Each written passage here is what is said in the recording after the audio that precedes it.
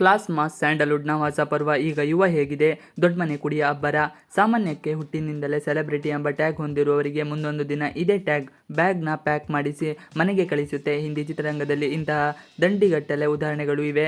ಆದರೆ ಯುವರಾಜ್ ಕುಮಾರ್ ಅವರ ವಿಚಾರದಲ್ಲಿ ಈ ಮಾತು ನಿಜವಾಗಲ್ಲ, ಆಗಲು ಸಾಧ್ಯವೂ ಇಲ್ಲ. ಯಾಕೆಂದರೆ ಇಲ್ಲಿ ಗಟ್ಟಿ ನೆಲೆ ಉರಲು ಒಂದೇ ಬಂದವರು.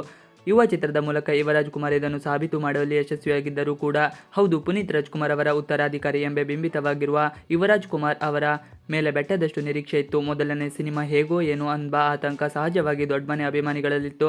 ಇನ್ನು ಸಂತೋಷ್ ಆನಂದರಾಮ್ ಅವರ ಹೆಗಲ ಮೇಲೆ ಜವಾಬ್ದಾರಿಯ ಮೂಟೆಯೇ ಇತ್ತು.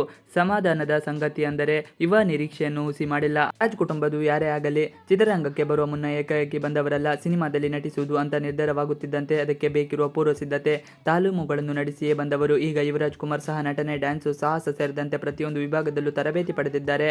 ಯುವರಾಜ್ ಕುಮಾರ್ ಅವರ ಶ್ರದ್ಧೆ ಹಾಗೂ ಭಕ್ತಿ ಎರಡು ತಲೆ ಮೇಲೆ ಎದ್ದು ಕಾಣುತ್ತದೆ. ಇನ್ನು ಸಿಕ್ಕ ಅವಕಾಶವನ್ನು ಸಪ್ತಮಿ ಗೌಡ ಸದ್ಬಳಕೆ ಮಾಡಿಕೊಂಡಿದ್ದಾರೆ. ಅಚ್ಯುತ್ ಕುಮಾರ್ ಈ ಚಿತ್ರದ ಇನ್ನೊಂದು ಪ್ರಮುಖ ಆಧಾರ ಸ್ತಂಭ. ಚಿತ್ರದ ಕ್ಯಾಪ್ಟನ್ ಸಂತೋಷ್ ಆನಂದರಾವ್ ತಾವು ನಿಜಕ್ಕೂ ಪ್ರತಿಭಾವಂತ ಅನ್ನುವುದನ್ನು ತಮ್ಮ ಹಿಂದಿನ ಸಿನಿಮಾಗಳಲ್ಲಿ ಸಾಬೀತು ಮಾಡಿದ್ದಾರೆ. ವ್ಯತ್ಯಾಸ ಏಕೆಂದರೆ ಅಲ್ಲಿ ಸ್ಟಾರ್ಗಳ ಜೊತೆ ಸಂತೋಷ್ ಆನಂದರಾಮ್ ಕೆಲಸ ಮಾಡಿದ್ದರು. ಇಲ್ಲಿ ಯುವ ಬಳಿ ಕೆಲಸ ತೆಗೆದಿದ್ದಾರೆ. ಪರಿಸ್ಥಿತಿ ಹಾಗೂ ಮನಸ್ಥಿತಿ ಇವೆರಡರ ಆಧಾರದ ಮೇಲೆ ಕಥೆಯನ್ನು ಹಣೆದಿರುವ ಸಂತೋಷ್ ಆನಂದರಾಮ್ ಇಲ್ಲಿಯೂ ಕೂಡ ತಂದೆ ಹಾಗೂ ಮಗನ ಬಾಂಧವ್ಯದ ಕಥೆಯ ಮೂಲಕ ಕಣ್ಣೀರು ಹಾಕಿಸುವ ಪ್ರಯತ್ನ ಮಾಡಿದ್ದಾರೆ. ಬಹುತೇಕ ತಮ್ಮ ಪ್ರಯತ್ನದಲ್ಲಿ ಯಶಸ್ವಿಯಾಗಿದ್ದಾರೆ.